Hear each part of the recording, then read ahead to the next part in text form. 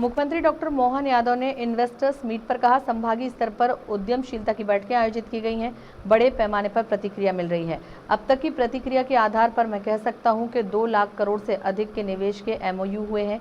सभी प्रकार के उद्योग, बड़े छोटे सूक्ष्म या लघु उद्योगों को प्रोत्साहन मिल रहा है।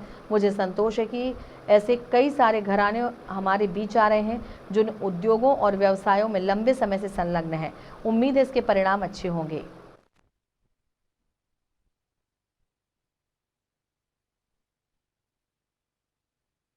यशस्वी प्रधानमंत्री श्रीमान नरेंद्र मोदी जी की बताई गई 4 कैटेगरी पे पूरा ध्यान दे रही है।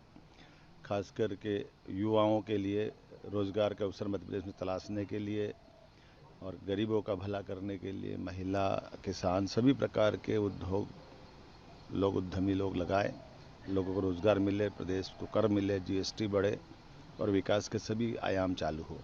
और खास करके विकास के दायरे में सभी संभाग और सभी रीजन में उसका नीचे तक असर दिखे।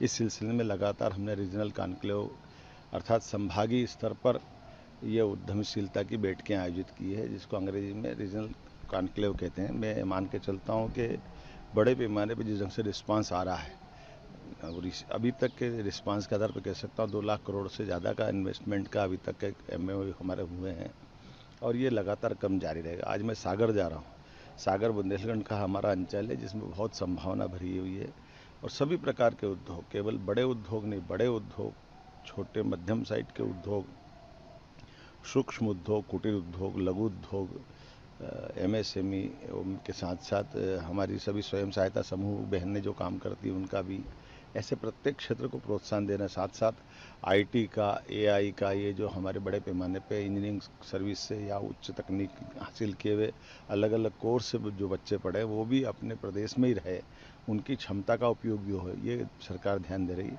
और मुझे संतोष है कि लगातार ऐसे कई सारे घराने हमारे बीच आ रहे हैं जो इस व्यवसाय में लंबे समय से लगे हैं। डाटा सेंटर का एक बड़ा प्रस्ताव मिला है सागर के लिए।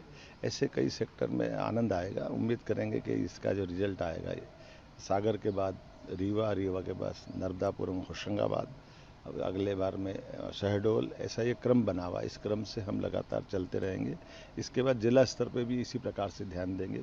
हमने प्रयास किया है कि इस पूरे व्यवस्था के इंचार्ज अर्थात जिले में उद्योग लेग और उद्योगपतियों की कठिनाइयों को हल करते हुए शीघ्र अतिशीघ्र वो उद्योग लग करके मूर्त रूप ले ले, इसलिए जिला कलेक्टर को पाबंद कर रहे हैं। इसकी स्थिति बनेगी। मेरी अपनी ओर से सभी युवा मित्रों को खास करके बधाई कि ऐसे अवसर सरकार उनको उपलब्ध करा रही है।